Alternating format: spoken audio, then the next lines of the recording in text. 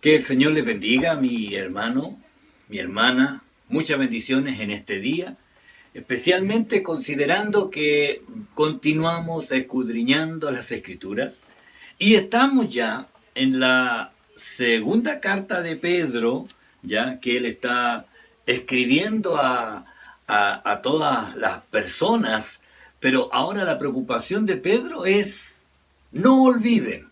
No se les olvide. Si la primera carta era cómo vivir en tiempos difíciles, ¿ya?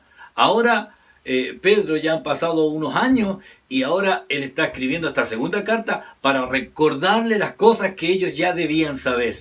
Y aquí vamos a ir interiorizándonos respecto a las cosas que no debemos olvidar o que siempre debemos recordar, ¿ya? En lo que estamos viviendo, en lo que está pasando en este tiempo. Sé que para muchos de ustedes es difícil, algunos están pasando situaciones bastante complicadas, especialmente en el área económico, por asuntos laborales, pero decirle que también Dios tiene el control de eso.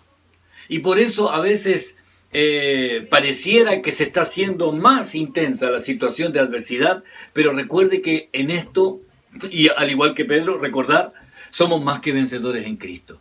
Y Él tiene control de todas nuestras necesidades y lo hemos visto así en este tiempo, viendo la manera en que los hermanos han vuelto su corazón para bendecir a otros. Y yo le doy gracias nuevamente al Señor por la disposición de la iglesia, de la congregación, en salir en ayuda de sus hermanos que están pasando dificultades. Así que, esperando que usted también pueda estar bien en el Señor, esperando que usted pueda estar en paz, ahora en este tiempo difícil también, ahora entrar a recordar, escudriñando las Escrituras, en esta segunda carta de Pedro, en el capítulo 1, en el verso 3 y 4, y quiero que usted allí pueda tener su Biblia abierta. Los días jueves es día de Biblia, principalmente Biblia, ¿ya? No importa si la tiene en el celular, en el tablet, o la tiene ahí físicamente en papel, pero vamos a leer dos versículos. Pensé que iba a avanzar más, pero sabe, mientras iba anotando y leyendo, me di cuenta que era bastante extenso y profundo lo que Pedro dice en estos dos versículos. Segundo de Pedro, capítulo 1, verso 3 y 4, dice así la palabra del Señor. Como todas las cosas que pertenecen a la vida y a la piedad nos han sido dadas por su divino poder, mediante el conocimiento de aquel que nos llamó por su gloria y excelencia, por medio de las cuales nos ha dado preciosas y grandísimas promesas, para que por ellas llegaseis a ser participantes de la naturaleza divina, habiendo huido de la corrupción que hay en el mundo a causa de la concupiscencia. A causa de la concupiscencia. ¿Sabe? Vamos a parar aquí, vamos a pasar a la presentación donde vamos a ir viendo otros versículos donde el apóstol Pablo ha ratificado y apoyado esto que Pedro está diciendo ahora, y vamos a ir comparando en realidad lo que el Señor tiene que decirnos a nosotros, hermanos, para que no olvidemos o para que recordemos la provisión que ha hecho Dios para nosotros, disfrutando esta salvación tan maravillosa. ¿Qué tal si oramos al Señor? Y le invito a que incline su rostro ahí donde está, tenga su Biblia a la mano, un lápiz si usted quiere anotar algo, y vamos a escudriñar las Escrituras. Oremos primero al Señor. Padre, en el nombre de Jesús, gracias le damos. El poder compartir, Señor, de esta manera su palabra, nos hace, Señor, poder estar saboreando, Señor, lo que usted nos quiere decir, este alimento espiritual para cada uno de nosotros. Bendiga a las familias que están ahí reunidos, los matrimonios, los hermanos y las hermanas que están solas, Señor, a lo mejor en una habitación, ahí con su celular o en su computador o en el televisor. Yo le ruego que usted les bendiga. Que la gracia del Espíritu Santo ponga la atención, Señor, en las palabras necesarias en este tiempo. Pido por los que están pasando aflicciones y necesidades, para que usted esté allí presente en cada uno de ellos. Le bendigo y le exalto, y ruego que usted se glorifique en este tiempo. Señor, oramos especialmente por lo que está pasando en el sur, y saber la noticia también allí en Tirúa, Señor, donde está nuestro hermano Vladimir y Lidia, para que usted ponga paz en ese lugar, para que usted se glorifique, Señor, allí, y guarde a nuestros hermanos, Señor, allí, en la protección que usted da a sus hijos. Gracias le damos. Ponemos en oración todo esto y todas las necesidades de los hermanos. Y le ruego que usted nos dirija, Señor, para no olvidar lo que usted ha puesto a nuestra disposición. Gracias, Señor. En el nombre de Jesucristo. Amén y amén. Gracias, Señor. Amén. Mi hermano, pasamos ahora a la presentación y allí iremos escarbando o escudriñando las Escrituras. Dios nos bendice. Amén. En esta segunda carta, como les decía, Pedro tratando de recordarnos ya todas las cosas, y considerando lo que leíamos recién, en esta otra versión, ya la Nueva Biblia Viva, dice: Dios en su gran poder nos ha concedido lo que necesitamos para llevar una vida piadosa. Lo hizo cuando conocimos a aquel que nos llamó por su propia gloria y excelencia. Dios nos ha dado preciosas y grandísimas promesas para que ustedes, luego de escapar de la corrupción de este mundo debido a los malos deseos, puedan ser participantes de la naturaleza divina. ¿Sabe?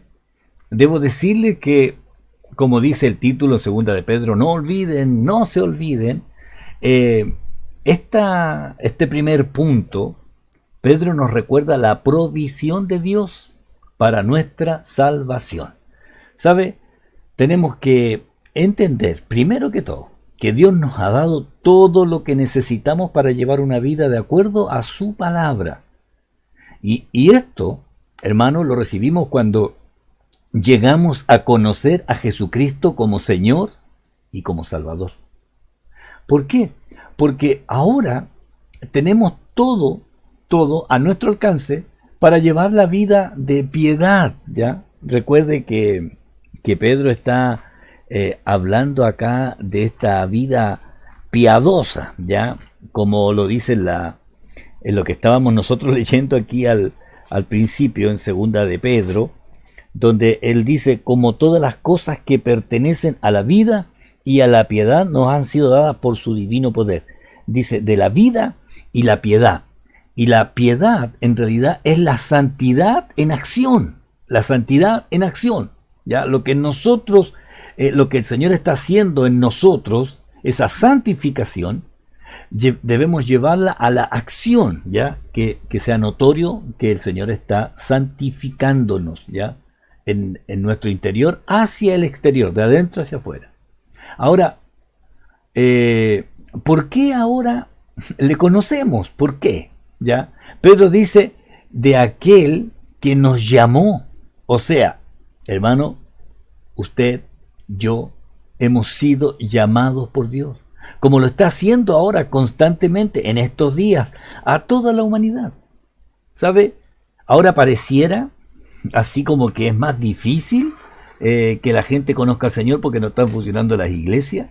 No, pues mi hermano, ahora es cuando la iglesia está funcionando desde su hogar, Por eso Él nos ha llamado ahora, para ser nosotros los que debemos llevar este mensaje donde el Señor está llamando a todos los que aún no le conocen. Y si usted dijera, a lo mejor usted se pregunta, ¿y cuándo me llamó Dios? Recuerde que Pedro nos está recordando estas cosas. ¿Y cuándo me llamó? Cuando usted escuchó el Evangelio de la salvación y lo recibió y lo creyó. ¿Sabe? Pablo en la carta que escribe a los Corintios aclaró esta situación al escribir ahí en 1 Corintios 15, en el versículo 1, primero dice: además os declaro, hermanos, el evangelio que os he predicado, ¿ya? Lo mismo que usted a alguien le predicó el evangelio. ¿Qué pasó? El cual también recibisteis. Y esto es lo que nosotros hicimos un día. Recibimos el mensaje de salvación, la buena noticia, o todas estas promesas que el Señor nos dio, y creímos, ¿cierto? Y después de eso perseveramos. Y esto está bien, porque es lo que el Señor esperaba, que nosotros hiciéramos. Pero ojo, perseverar, pero también viene algo más que Pablo habla, que debemos retener, ya en el versículo 2 de Primera de Corintios dice, por el cual asimismo,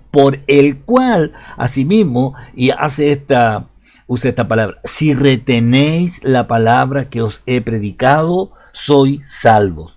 Si retenéis la palabra que os he predicado, sois salvos. Si no, y está ennegrecido y subrayado, si no, creísteis en vano. Oiga, creer en vano. Yo sé que hay algunos calvinistas que dicen, no, esto nunca se va a perder. Pero sabe, yo siempre les he dicho, hermano, esto se puede llegar a perder, no por la incapacidad de Dios respecto a la salvación, o porque esta gracia gratuita no pueda ser removida, sino sencillamente por la desobediencia nuestra. Por eso Pablo, cuando escribe aquí a los Corintios, le habla del evangelio que fue anunciado y predicado, el cual recibieron, en el cual perseveraban, y les dice a sí mismo, si retenéis, y esta es una condicionante, si retenéis la palabra que os he predicado, sois salvos. Y este retener, ya, es el vivir, el mantener, el practicarlo, el mostrarlo, el vivirlo, ya. Retenerlo es hacerlo parte de mi vida. Ya por eso Pablo lo ratifica después allí en el libro de Efesios cuando escribe, en él también vosotros habiendo oído la palabra de verdad, el evangelio de vuestra salvación, y habiendo creído en él, fuisteis sellados con el Espíritu Santo. Fíjense que este es el oír la palabra ya del evangelio de la salvación, luego habiendo creído, ya fuisteis sellados con el evangelio, oído, creído y sellado, ya Pablo está hablando. Recuerde que Pedro nos está recordando y yo estoy apoyando estos recuerdos con lo que Pablo escribió extensamente en las cartas a los Corintios, en la carta a Efesios, a los tesalonicenses, ya. ¿Por qué? Porque fuimos sellados, pero debemos andar o vivir como corresponde a un hijo de Dios. Por eso a los tesalonicenses Pablo les dice, y os encargábamos que anduvieseis como es digno de Dios, que os llamó a su reino y gloria, que os llamó a su reino y gloria. Fíjese, si Dios nos llamó, es porque Él tiene un propósito. Tiene un propósito. Dios todas las cosas las hace porque tiene un plan perfecto. Y el propósito de Dios, ahora volviendo a Pedro, en el versículo 4, dice, por medio de las cuales nos ha dado preciosas y grandísimas promesas. Recuerde que el primer versículo dice, como todas las cosas que pertenecen a la vida y a la piedad nos han sido dadas por su divino poder mediante el conocimiento de aquel que nos llamó por su gloria y excelencia, por medio de las cuales nos ha dado preciosas y grandísimas promesas. ¿Sabe? ¿Para qué? ¿Para qué nos ha dado estas preciosas y grandísimas promesas? ¿Ya? Para que por ellas llegaseis a ser participantes de la naturaleza divina. ¿Sabe? Para que llegaseis a ser. O sea, nos dio estas promesas para que nosotros llegásemos a ser participantes. Participantes de la naturaleza divina. Entonces, hermano, debemos entender que Dios nos ha dado todo lo que necesitamos para llevar una vida santa. Usted no puede decir, no, es que sabe que es muy difícil, esto no se puede. No, Dios nos ha provisto de todo lo que necesitamos. O sea, hermano, es posible escapar de ser un esclavo de los malos deseos y de la corrupción que hay en el mundo. Esto se puede hacer. Esto no es imposible. Yo sé que a lo mejor hay algún hermano que dirá, pero es que pastor, usted no está viviendo en lo que yo vivo. Algún hermano dirá, oh, pero es que yo estoy viviendo acá, es como un infierno. He escuchado esas expresiones, ¿ya? Pero yo debo decirle, si el Señor no hubiera previsto todas las cosas, entonces, y uno empezara a comparar, ¿ya? Porque uno dice, un hermano me decía, no, pero es que en el trabajo donde yo estoy, todo es garabato. Entonces yo pensaba, e incluso le dije a él, estábamos hablando afuera aquí en la casa, yo le decía, imagínate cómo debe haber sido, por ejemplo, para José, que ni siquiera estaba en su país, ni siquiera estaba en su pueblo, ni en su familia. Los hermanos lo vendieron y se fue a otro país, a otro lugar, estaba solo. Y él pudo mantener su convicción respecto a la santidad y a lo que se debe hacer o no se debe hacer, considerando que Dios lo miraba en todo lugar. O Daniel, que se lo llevaron a Babilonia. Y él allá propuso, allá tuvo esta convicción y deseo de no hacer lo que todos hacían. Entonces, ahora, hermano, pero es que ahora es a la gente más mala ahora, ¿sabe? A lo mejor ahora tenemos más información de la maldad que se está haciendo en todo el mundo, pero la maldad está en el corazón del hombre. Y si el Señor dejó la provisión necesaria para que nosotros pudiésemos escapar de los malos deseos y de la corrupción, es que podemos hacerlo. ¿Sabe? Cuando somos participantes de la naturaleza divina, desde ese momento comienza este cambio en nosotros. Porque esto no es algo que nosotros podamos hacer hacia afuera, sino es algo que el Señor hace dentro de nosotros, desde el nuevo nacimiento, cuando nacimos de nuevo. Porque usted debe saber que nació un día determinado, ¿ya? Pero ese nacimiento físico no tiene nada que ver con el nacimiento espiritual, que fue cuando usted reconoció su condición, y esto es teniendo conciencia, ¿ya?, de que usted es un pecador y que está perdido. Y cuando usted se da cuenta de esto, recibe a Cristo y Él le da esta nueva vida. Por eso hablamos del nuevo nacimiento. Cuando usted conoce a Cristo, es cuando usted nace en esta vida espiritual, aunque estamos aquí en la tierra. Y ahí comenzamos a caminar en la libertad, porque ya no estamos en la esclavitud del pecado, porque el Señor nos hizo libres. Y con esta nueva comunión y con esta nueva relación personal con el Señor, conocemos a Jesucristo. Conocemos a Jesucristo. ¿Sabe? ¿Y sabe por qué? Porque ahora le conocemos no como un personaje histórico, aún más, no como un sanador, o como un proveedor, o como un profeta, o como un maestro. Ayer leí ahí una publicación donde salía en un WhatsApp, si no me equivoco, todo lo que el Señor era, ¿ya?, para aquel que le conocía, ¿ya?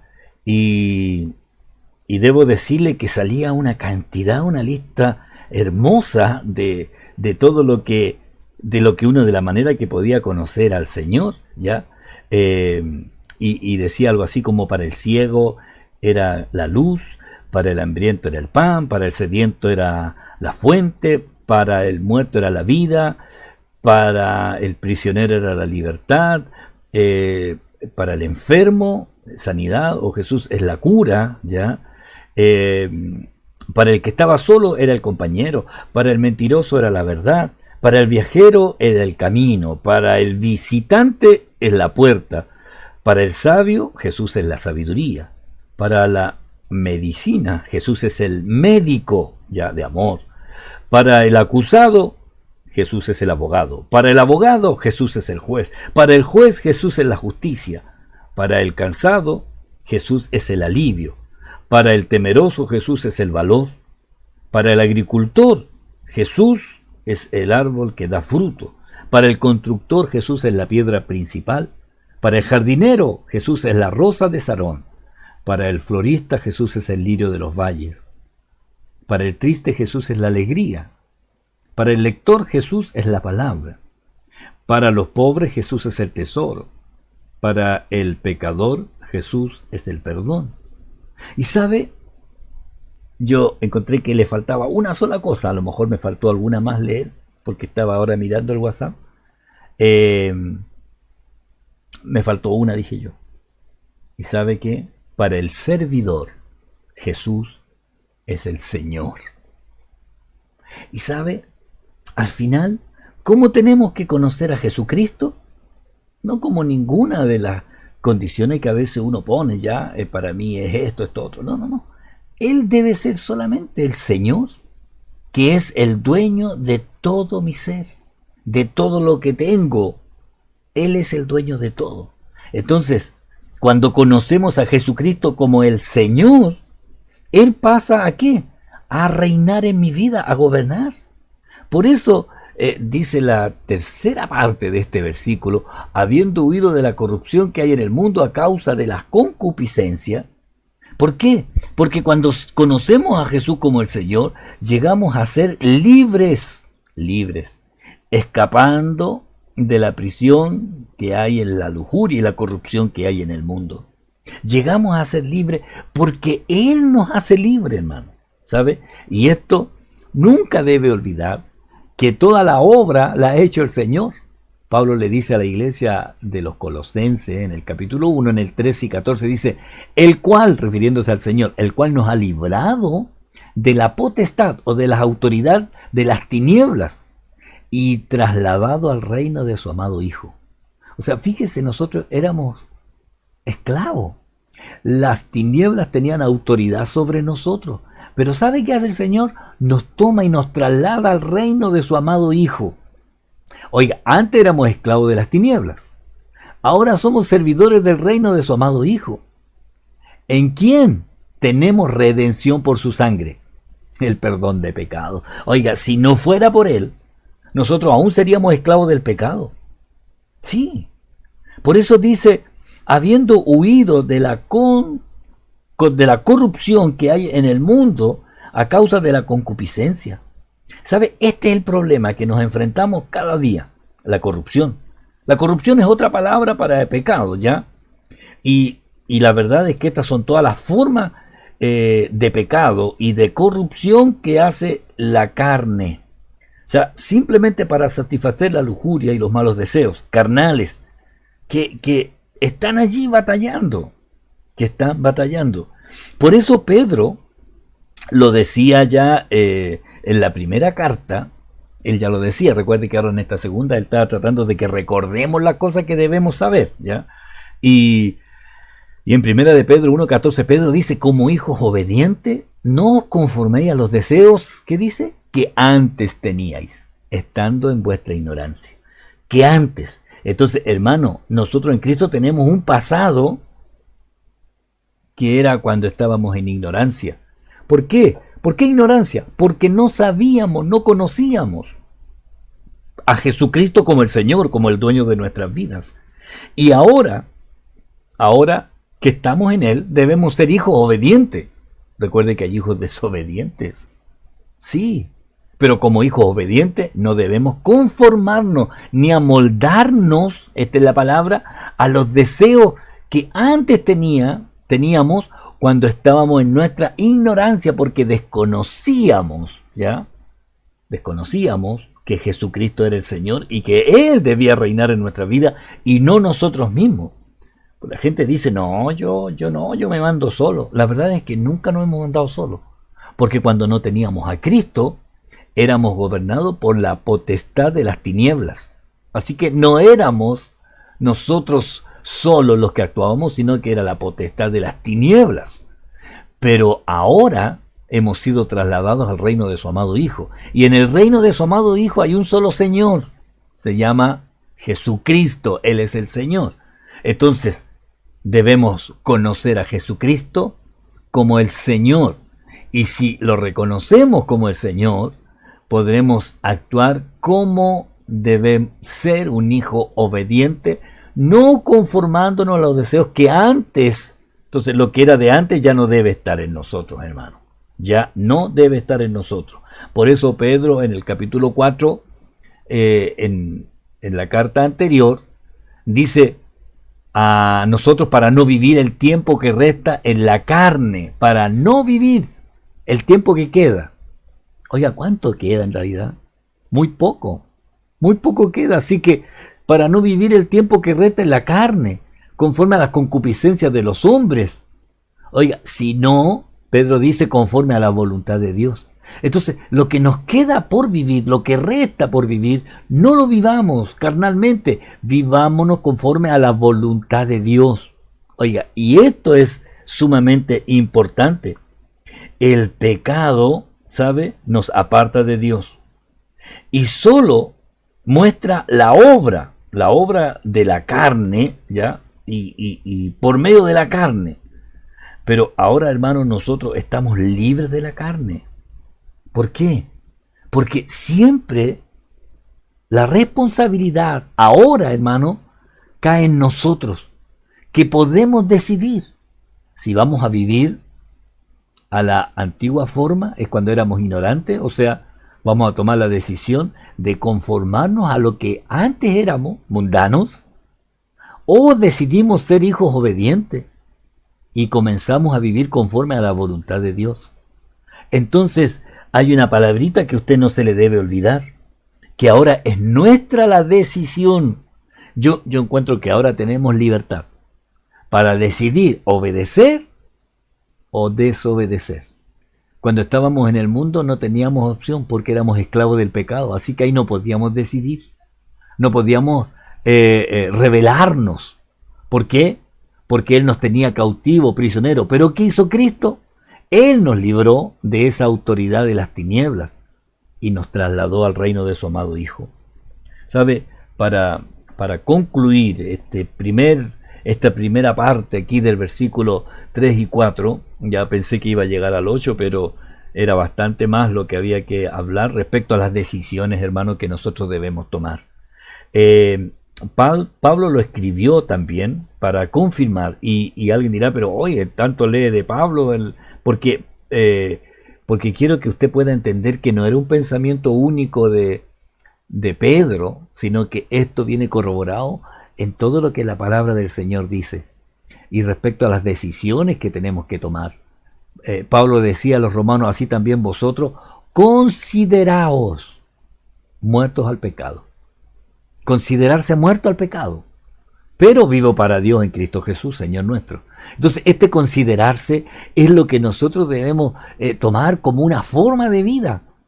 Cuando viene el pecado a nosotros debemos estar muertos al pecado. O sea, no debería florecer en nosotros ese deseo de pecar. Porque si alguno peca, tenemos a Jesucristo, quien el abogado, el que intercede por nosotros. Y Juan dice, hijito, si alguno hubiere cometido pecado, abogado tenemos para con el Padre, a Jesucristo el justo. Pero eso no quiere decir que debemos vivir en pecado, ¿ya? Porque nosotros debemos vivir, pero vivos para Dios en Cristo Jesús. Y agrega Pablo, dice, no reine pues el pecado en vuestro cuerpo mortal. No reine.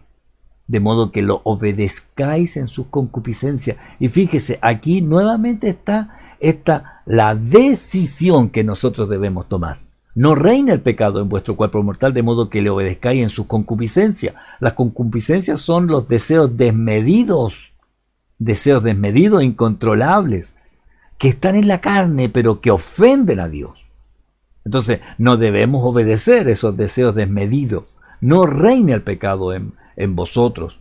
Y dice, ni tampoco, y esta, fíjate, decisión, ni tampoco presentéis vuestros miembros al pecado como instrumentos de iniquidad. Y aquí viene la diferencia, sino presentaos vosotros mismos a Dios como vivo de entre los muertos, como vivo, y vuestros miembros a Dios como instrumentos de justicia. Entonces, hermano, para concluir, y como Pedro diría, no se olviden, no olviden o recuerden, usted debe decidir vivir para agradar a Dios. Es su decisión. Usted comienza el día en la mañana y usted dice, Señor, quiero agradarte a ti.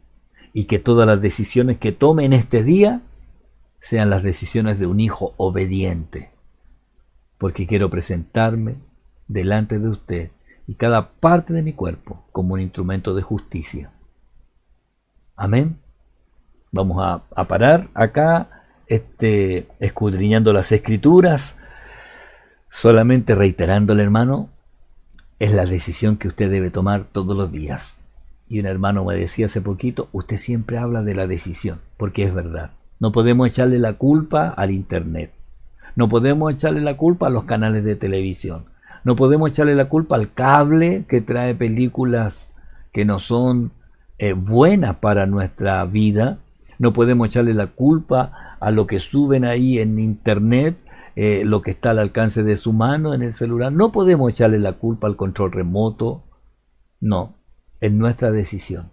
Y usted tiene siempre el control, hermano, para decidir hacer lo que es agradable a Dios. Amén. Vamos a orar un momento al Señor.